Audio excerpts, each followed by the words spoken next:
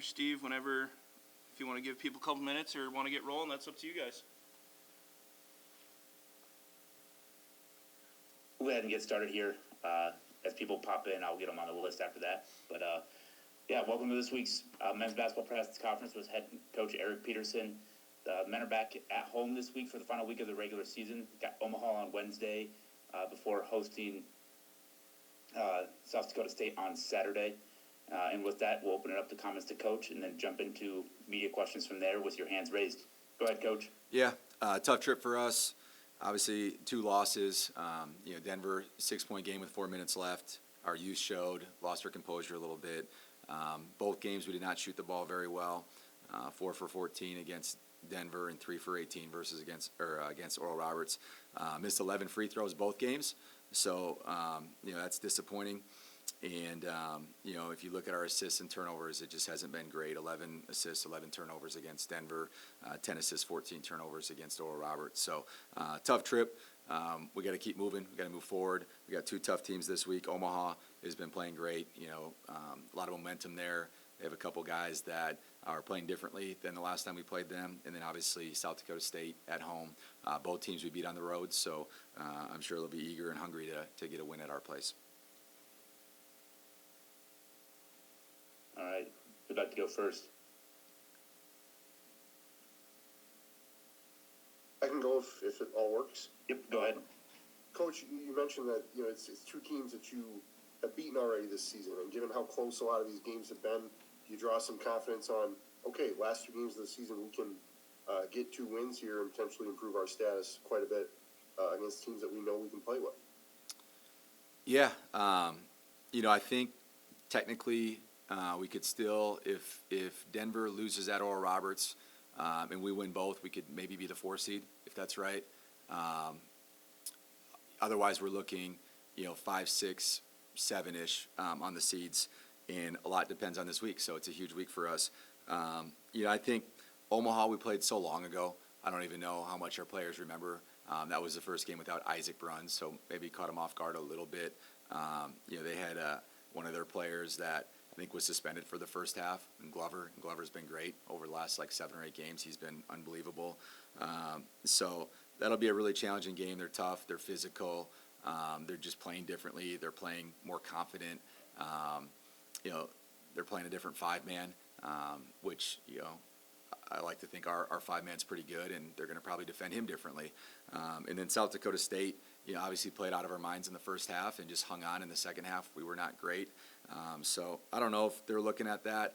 I know we have to keep getting better, and it's easy to focus on one game, and we got to find a way to get back on track going into the conference tournament, and it starts with this week.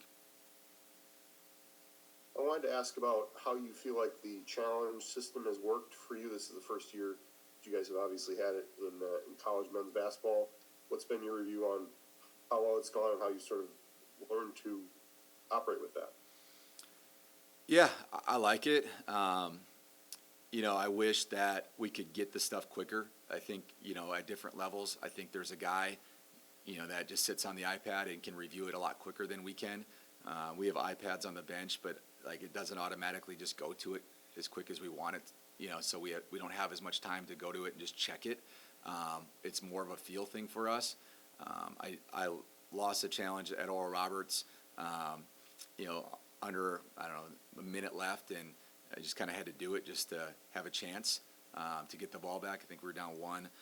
So at least gives us a fighting chance. I haven't seen too many, and I should have reviewed one where they called our guy in the restricted area, and he wasn't.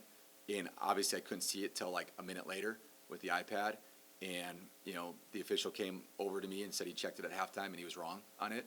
And so I would have liked to have that one. But so I haven't really seen that this year. And I watch a lot of college basketball too, so I'm not sure that's going to come into play other than maybe the last couple minutes of the game. But it's tough.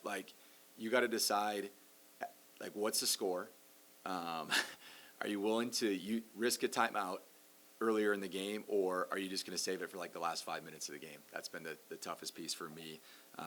I've seen coaches, I watched a Big Ten team that was up 30 that challenged a call 2 minutes into the second half, and they were right. But it's just kind of been all over the place. But overall, I do really like it. I think we've been wrong on 2 of them this year, and it's like I said, it's kind of a feel thing. So good thing for college basketball. I'm sure it'll change and keep getting better. When you're talking about the balance, is it a little bit different than in the past, where you knew, okay, we're in the last 2 minutes, we get a call that goes out of bounds, the refs are going to take a look at it. In a lot of those cases, that's not happening anymore. Is that something that's taking some time to get used to? Yeah, it is. But you got to adapt. Like, there's a lot of stuff in college basketball that you have to adapt to, and since I got hired till now, it's completely changed. There's good and bad. Like, let's take, for example, 2 years ago, we played South Dakota State at South Dakota State, and they called William Kyle for a goaltend, but then they couldn't review it until the media timeout. Well, they reviewed it with like 2 minutes left in the game. So we went from up to down, and obviously that changes how you play the game and how you manage the game. So I like that you can review it right away, no question about it. The out-of-bounds thing, I thought, at the end of games was getting out of control. Like, anytime it was close, you'd have the ref check it, and that's probably why they changed it. I mean, you could take the last 2 minutes of a game, and it could take 15 minutes, and coaches are using that stuff for extra timeouts to prep. So, there's an advantage for one team, an unfair advantage for the other team because, maybe it went out on this guy. So I think they're getting it right, and I think it'll continue to get better. But, yeah, it took a little bit, but now it's just obviously the games go a lot faster, and I'm sure the fans like it too. Adam, go ahead. Coach, with how it was 2 kind of difficult losses on the road last week, I'm sure the road trip didn't go as you had hoped or planned. Just how excited do you think the boys are to just be back at home for 2 games? Yeah, I think they're looking forward to it. We have 2 really good teams. There's a lot on the line as far as seeding for the conference tournament. Traveling on the road is hard. Winning on the road is hard. We had a little adversity getting to Denver, which I think took a lot out of our guys to start the trip. But good to get back, good to play in front of our home crowd, and obviously senior day on Saturday. Cameron Friends, he had 22 points against Denver and then 25 points against Oral Roberts. Just how pleased were you with his performances last week? Yeah. Denver struggled at times. He had a lot of turnovers, and they defended us differently than we've seen this season, and it took a little time to adjust to that. And then Oral Roberts, same thing. We thought they'd double the post to start the game. They did not. Kind of threw it at us once in a while and put it on, took it off. And he's done a better job just slowing down against Denver. I thought he played really fast, and that's where his turnovers came from, where he played a little bit slower against Oral Roberts. And, it'd be the same thing this week. They're going to have to throw some different looks at him. I think the biggest thing, and I talked to our team about this, is Cam has been so reliable for us. We can't go 4 for 14 from 3. We can't go 3 for 18 from 3. When they do double him or they shrink off him and he kicks it out, we have to be ready to shoot that thing, and we got to make some shots. And then same thing with free throws. That's been the disappointing part too. You lose to Oral Roberts. It's a 1-point game, and you have a chance to goes in and out. Jordan drives it, goes in and out, and that's how we lose the game. But we lost the game because we missed 11 free throws. Really impressed with Cam, but collectively we have to be better to help him. And from Finn's reaction, obviously he scored 25 points against Oral Roberts, but overall it was still a tough 3-point loss. How do you think he handled, though he scored 25 points and had a great game, it still has to hurt you as a player when the team loses the game? And how do you think he's handled the big game / close loss? Yeah, probably not happy. I mean, we haven't talked about that, but you could see the mood in the locker room afterwards. It was a huge game for us. Everything matters right now. It's the end of the year. I'm sure he's disappointed, but we haven't talked about it.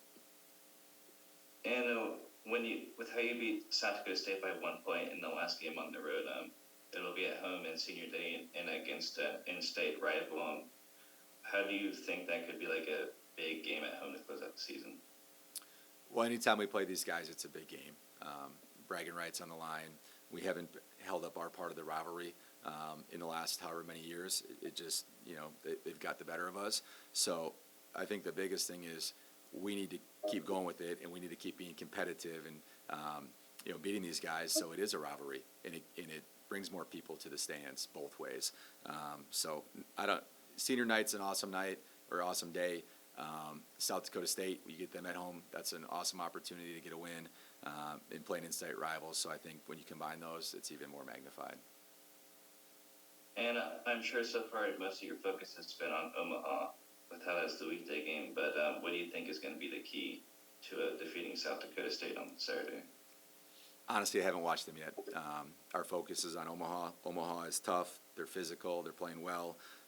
Glover's playing at a high level. Stubblefield's played great over the last, 8 games. Their four-man's really good. So they're trending the right way. We've obviously lost 3 straight, so we're trending the wrong way. We got to get back on track, and it starts with Omaha.